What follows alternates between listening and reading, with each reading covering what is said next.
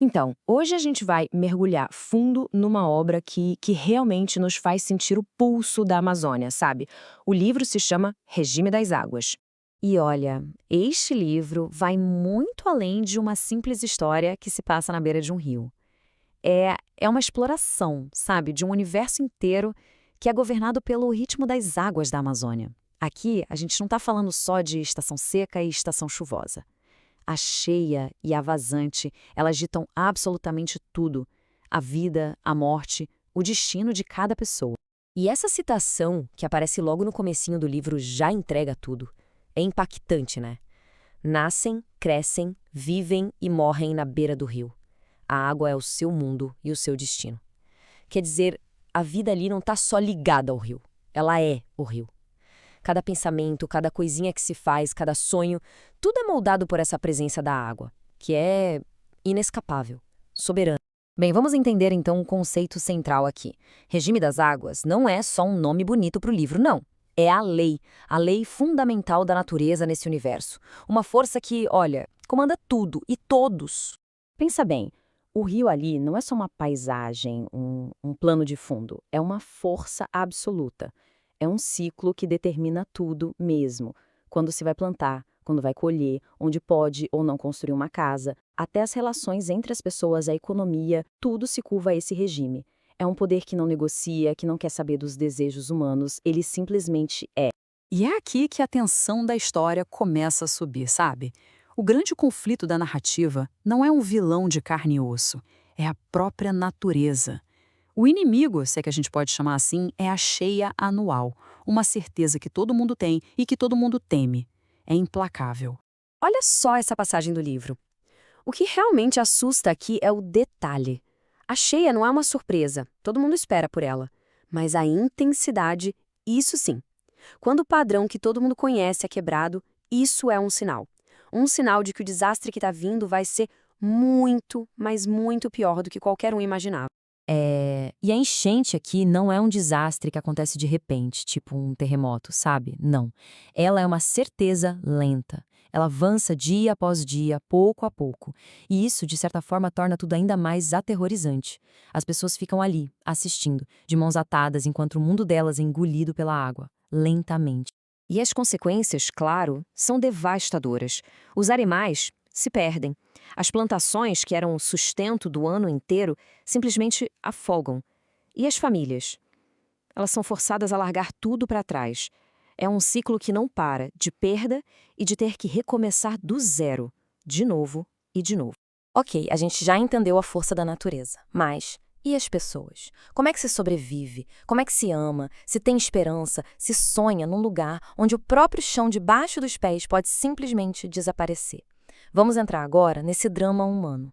É aí que a gente conhece o Zé Pedro. E ele não é nenhum herói de filme, sabe?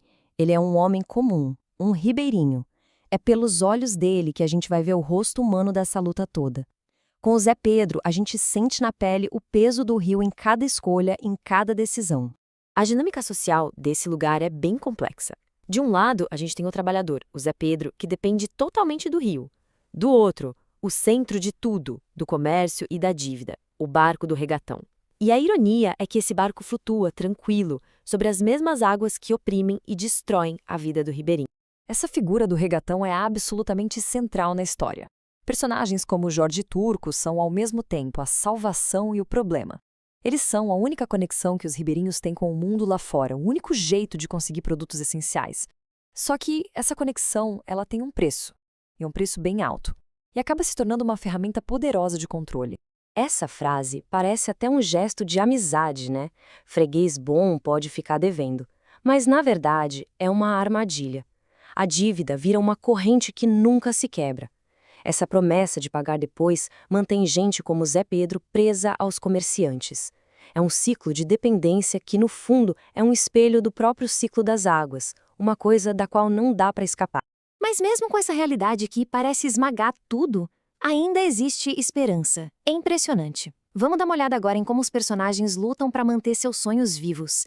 É literalmente remar contra a correnteza. Para o Zé Pedro, por exemplo, Manaus é mais do que uma cidade. É um sonho. Um lugar de fuga, quase mítico, uma miragem que promete uma vida diferente, uma vida livre do controle do rio. Essa ideia, essa fantasia que dá forças para ele continuar nos piores momentos. E esse contraste é brutal, né? O sonho é ter uma colheita de juta farta, mas a realidade são os campos debaixo d'água. O sonho é a liberdade econômica, mas a realidade é a dívida com regatão, que só aumenta. E o maior sonho de todos, um futuro estável para a família, vive sob a ameaça constante do rio. É uma luta diária entre o que se quer e o que se tem. E muitas vezes, até a ideia de fugir se mostra uma ilusão. Qual é a alternativa para a vida na várzea? Voltar para o seringal. Outro tipo de trabalho duro, de isolamento, de dependência. No fim das contas, é como trocar uma prisão por outra. As opções são muito, muito limitadas. Bom, e para a gente ir fechando, é super importante entender o tamanho dessa obra e do seu autor. Colocar tudo isso num contexto cultural maior. O Francisco Vasconcelos não foi só um escritor. Ele não estava contando uma história que ouviu falar. Ele nasceu e viveu essa realidade. Ele foi um verdadeiro agitador cultural, liderou movimentos literários importantíssimos para dar voz a uma Amazônia que o resto do Brasil simplesmente não escutava. Era uma voz que vinha de dentro, com conhecimento de causa. E não é à toa que a reedição desse livro faz parte de algo muito maior, a coleção Pensamento Amazônico. É um projeto incrível que busca justamente resgatar e mostrar para o mundo obras que são essenciais para a gente entender a identidade, o jeito de pensar e de ver o mundo que é único dessa região. E para não deixar dúvida da importância, tem essa citação do presidente da Academia Amazonense de Letras. Ele diz que essa não é apenas uma história, é um retrato definitivo, é uma obra amazônica por excelência. Isso diz muito, né? E é essa instituição, a academia, que atua como uma guardiã dessa herança toda. Ela garante que vozes como a do Vasconcelos e histórias como a de Regime das Águas não se percam no tempo, que continuem a ecoar e a nos ensinar. E no final a gente fica com essa pergunta martelando na cabeça. A obra mostra um ciclo da natureza, o tal regime das águas que é eterno, não vai mudar, mas a grande questão que fica ecoando é sobre o outro ciclo, o ciclo social, da luta, da servidão. Esse também precisa ser eterno? É uma reflexão poderosa que com certeza fica com a gente muito tempo depois de fechar o livro.